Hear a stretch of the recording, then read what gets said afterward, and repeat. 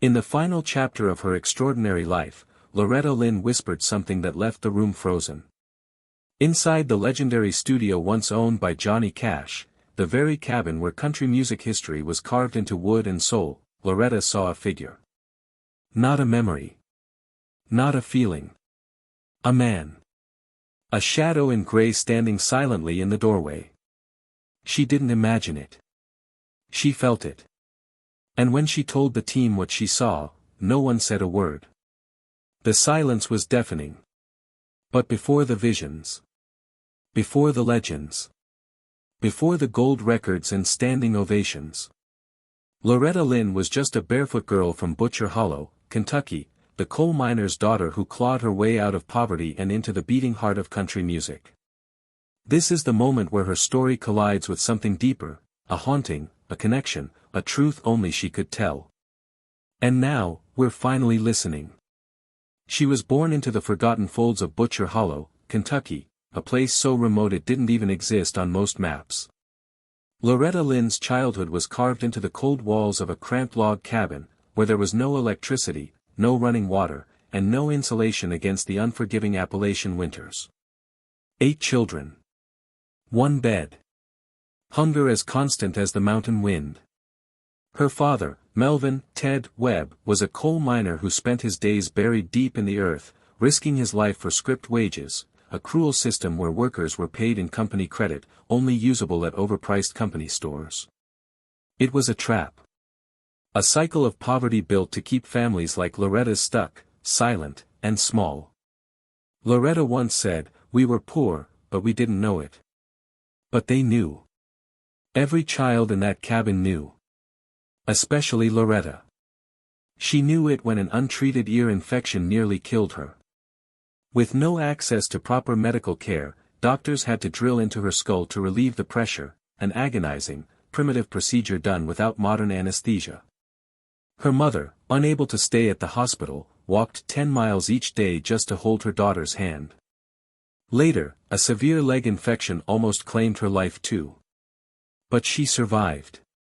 And in the silence of those Appalachian nights, a voice was forming, one that would one day rise from that hollow, echo across generations, and never be silenced again. There was no ambulance, no insurance, no safety net, just grit, faith, and prayer. For Loretta Lynn, music wasn't a dream of fame, it was a lifeline. On quiet nights, she'd sit on the porch, cradling her younger siblings, singing lullabies that floated through the hollers and danced across the tree-covered hills. Her voice didn't need a microphone, it cut through everything: poverty, silence, pain. Neighbors in the fields would stop what they were doing just to listen. There was no guitar in that log cabin. No piano. Just Loretta's voice, and the sounds of the wind, the crickets, and the distant rumble of coal trains. That was her first band. The holler was her first stage. And while Nashville was 1,000 miles away, not just in distance, but in culture, emotion, and class, something unstoppable was already forming in Butcher Hollow. She wasn't a star yet. She was a survivor.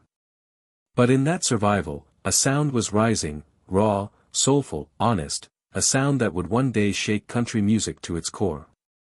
Long before the gold records, the Grand Ole Opry, or the flashing lights, Loretta Lynn was already carving her legacy into the hills of Kentucky with nothing but a voice and the will to be heard. In Butcher Hollow, Loretta Lynn was already becoming something powerful. She wasn't a star, she was just a survivor, but in that survival, a sound was being made that would soon be heard all over the world. Loretta Lynn's life changed forever when she met Oliver Diddle Lynn. He was 21 years old, and she was only 15. That's a shocking fact, but in rural Kentucky in the 1940s, early marriages were common because money was tight and choices were few. Loretta would later say she was just. Official records say she was 15, but she was 13 when they got married. Either way, she was a child, and he was about to change her life for the better and for the worse. From the start, their marriage was a mess. On their wedding night, Dee hit her over a harmless comment. This wasn't the only time the couple had problems with alcohol, cheating, and long disappearances. Doolittle was erratic and cheating on his wife. He disappeared for days at a time, spent money carelessly, and got into fights in bars. When she confronted him, he hit her, but she hit him back, saying in an interview, "If he hits me, I'll hit him right back." It wasn't bravado, it was survival. Loretta put up with it not because she was weak, but because she believed in family vows and keeping things together for her children. They would have 6 children together, but those early years were unstable. Doolittle would leave to chase work or women, leaving Loretta alone to care for babies, boil laundry in metal tubs, and scrape together meals from whatever she could find. Even so, he saw something in her that she hadn't seen in herself yet. He bought her a $17 guitar from a Sears catalog, told her to start singing at honky-tonks, pushed her onto small radio stations, helped her book her first shows, and told everyone who would listen, "This girl's got something." Her career took off after that strange pairing, but the wounds were still there.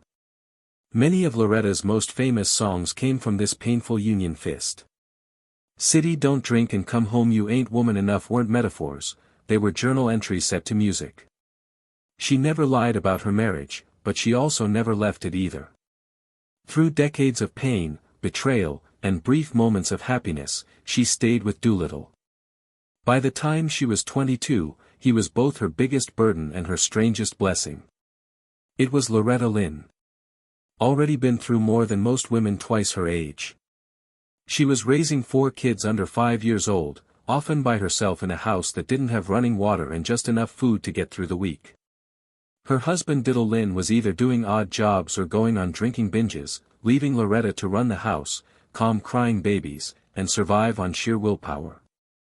Being a mother wasn't just exhausting for Loretta, it was also dangerous.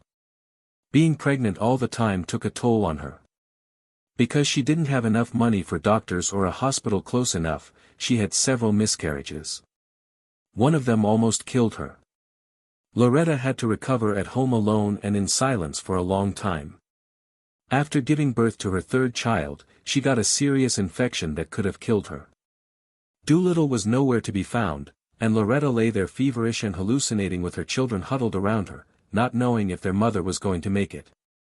During one especially bad stretch, the family had so little food that she lived on boiled dandelion greens for almost 2 weeks. She would pick them from the side of the road and serve them to her kids like they were a feast. She didn't cry or complain, she just put up with it because there was no other option in her world. These events didn't just happen to her, they became the inspiration for her songs every time. Loretta sang about being worn out, heartbroken, and pushed too far. She was speaking from the darkest part of her life, where music wasn't just a hobby but therapy, even after she had given birth. Things started to go well for her work. When her twins were born later in life, Loretta was already on tour, juggling fame with bottles, diapers, and the aching pain of leaving her kids behind to pursue opportunities. She was open about the guilt, depression, and pain of watching her babies grow up from the window of a tour bus, but she kept singing because every mile she traveled, every stage she conquered, and every check she earned was for them. Lynn wasn't just a mom, she was a woman who wore an apron and fought. While holding her kids, Loretta Lynn carried a guitar and the weight of the world on her back, but she never let it crush her. Lynn didn't write songs to sell records, she wrote them to survive. Every lyric and melody she wrote came straight from the trenches of a hard, unforgiving life. She didn't need to make up characters or borrow someone else's story, she was the story. In 1967, she released a song that changed everything, "Don't Come Home A-Drinking with Loving on Your Mind." It was a defiant message to a husband who was drinking. It wasn't fiction, it was Loretta's life with Diddle Lynn boiled down into 2 verses and a chorus. The song went viral, it was the first #1 country hit by a female solo artist, and it showed that women wanted to hear the truth sung back to them, maybe for the first time. Radio DJs were split on the song, some wouldn't play it, others said it was disrespectful or even dangerous, but the women who listened heard themselves in every word. Loretta wasn't just singing to them, she was singing for them. She followed it up with Fist City, which was meant to send a warning shot at Any woman who looked twice at her husband would see raw, angry, protective anger. "You better move your feet if you don't want to eat a meal that's called Fist City," she growled again. This wasn't fiction, it was a lyrical snapshot of real-life deception and her refusal to be a victim. Rated X, the pill ones on the way, include songs about divorce, birth control, unwanted pregnancies, and the unfair treatment of women. Loretta sang about things that no one else dared to touch on. She didn't use metaphors or sugarcoat the message, she said it straight out. Every time they tried to shut her up, she got louder. When the pill came out in 1975, over 60 radio stations banned it because they thought it was too controversial and daring. But it still went to the top of the charts, and women all over America were singing it under their breath behind closed doors as a quiet act of defiance. Loretta wasn't just smart about what she said, it was also how she said it. In a time when women were supposed to be quiet and smile, she stood up and roared. Her pain wasn't a weakness, it was her tool, and she used it in every situation. One song in 1984, Loretta Lynn, who had been poor, abused, tired, and in the news for the wrong reasons, now had to deal with the worst blow of all, her son Jack Benny Lynn had died. No #1 hit, award, or fame could take away her pain. Jack was only 34 years old and had always been a wild child with traits of stubbornness and spirit that came from both parents. He had started to calm down in recent years by settling into life on the family ranch in Hurricane Mills, Tennessee, but on that day, Jack got on a horse and rode toward the Duck River, a body of water on the land that is known for having strong currents and hidden dangers. No one is sure what happened next. Some say the horse stumbled, while others think Jack may have lost his balance while crossing. What is known is that Jack was thrown into the river, and his horse came back alone. His body was found face down in the water hours later. He had been gone at the time of the accident. Loretta wasn't at home, she was in the hospital in Illinois from being too tired to travel and deal with her sadness for years. However, when Doolittle Lynn told her the news, she broke down. The strength that had helped her get through decades of hardship finally gave way. Jack wasn't just her son, he was her protector, her mirror, and the one person who knew the storm inside her better than anyone else. They shared the same fire, and now that fire had been put out, Loretta never fully recovered. She went back to the stage, smiled for cameras, and did interviews, but something inside her had changed. The music had softened the fight. Loretta Lynn was a singer, a mother, and a fighter. She never wrote a hit song about Jack, but if you listen closely to her later records, you can hear him in the pauses, the sadness behind the lyrics, and the quiet tremble of a voice that used to shake buildings. Grief didn't make her louder, it made her quieter. But even when she was sad, she showed the world something powerful. True strength isn't just getting through the pain, it's carrying it with you song after song for the rest of your life. She was a pioneer and a believer in things that no one could explain. Her home in Hurricane Mills, Tennessee, wasn't just a ranch, it was a living, breathing piece of Civil War history, and Loretta said it was haunted. By haunted, she didn't just mean that the floors creaked or that there were bumps in the night, she meant that full-on apparitions of spirits and ghosts walked the halls as if they had never left. Loretta said she saw fully dressed Confederate soldiers walking through empty rooms with doors that slammed shut behind them. Owned furniture that moved and whispered in the dark. She didn't make these stories sound scary to get attention, she just told them as they were. "They're here," she once said, "but they don't bother me." Even her children believed her. They remembered seeing ghosts, hearing footsteps that couldn't be explained, and lights flickering for no reason. The family got used to it, some of them feared it, but Loretta took it all in stride, as if the line between this world and the next had always been thinner for her. These weren't just stories told by candlelight. Her songs, like "This Haunted House" and "Who's Going to Miss Me," were filled with a haunting beauty that explored death, absence, and the lingering presence of the dead. She didn't sing about ghosts as a trick, she sang about them like they were old friends, and maybe they were. Loretta often said she felt things before they happened. She would dream of loved ones just before they died. When her son Jack died, she got a strange feeling before hearing the bad news. She felt something changed into incorrect lengthy earlier than the smartphone call came a sit back a stillness and knowing as she got older those reviews became extra common and extra vibrant human beings round her would snort nervously while she advised the tales however Loretta by no means laughed she seen them in the eye and stated, just due to the fact you haven't seen it would not mean it ain't there. To a few these had been just ghost stories to Loretta they were as actual as the songs she sang and as her lifestyles wound down it was clear she now not feared what turned into on the opposite side because she'd already been speak me to it for years it became past due in her lifestyles after the strokes after the hospital remains after the music world had already began to whisper approximately Loretta Lynn in past demanding but Loretta wasn't completed she become recording once more and she or he selected a studio that intended something the cabin Johnny Coyne's private recording space in Hendersonville, Tennessee the studio itself changed into sacred floor constructed through Johnny in 1978 it had emerged as a quiet sanctuary for artists looking for something real Loretta had constantly felt a connection to Johnny through music through loss through the burdens of fame neither of them ever asked for and now she turned into standing in his space making a song into the equal partitions that once held his voice and then something befell during a recording session for her Grammy-nominated album Full Circle Loretta iced over mid-music mid-breath she seemed towards the entrance and grew to become faded those within the studio did not understand what changed into incorrect at the beginning she did not say a phrase just stared ultimately she whispered, Johnny. She told them she noticed a man standing inside the door no longer a shadow no longer a trick of the light a man in a gray match tall nonetheless looking she swore it was Johnny Cash the face the posture even the faint gleam from his belt buckle long past in a blink human beings within the room had been greatly surprised some concept she become hallucinating others who had worked together with her for years stated, no this changed into unique.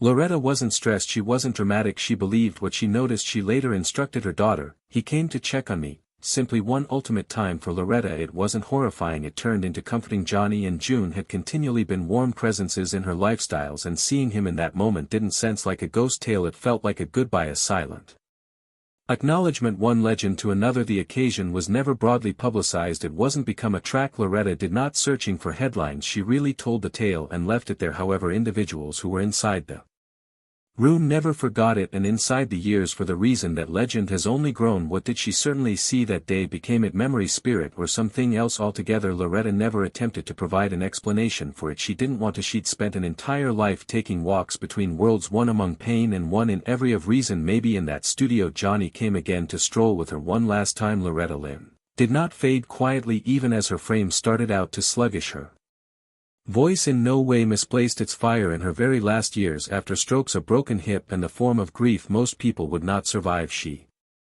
did what she'd always carried out she went lower back to the studio again to the fact her 2021 album Still Girl Enough become extra than a file it become a announcement produced via her daughter Patty Lynn and Johnny Coyne's son John Carter Cash the album brought collectively generations of ladies in country music Carrie Underwood Reba McEntire Tanya Tucker Margot Raitt not to replace Loretta but to honor her to sing with her to hold her torch without dimming its light she re-recorded her classics she instructed her tale again she reminded the arena that strength does not fade with age it sharpens whilst her fitness declined Loretta's spirit stayed cussed proud and unshakable she failed to ask for sympathy she asked for a mic on October 4, 2022 Loretta Lynn exceeded away peacefully in her sleep at her cherished ranch in Storm Mills she become 90 years old the girl who sang about cheating husbands birth manage and battered hearts had outlived all of them her dying turned into quiet however her life had been thunder and the tributes rolled in.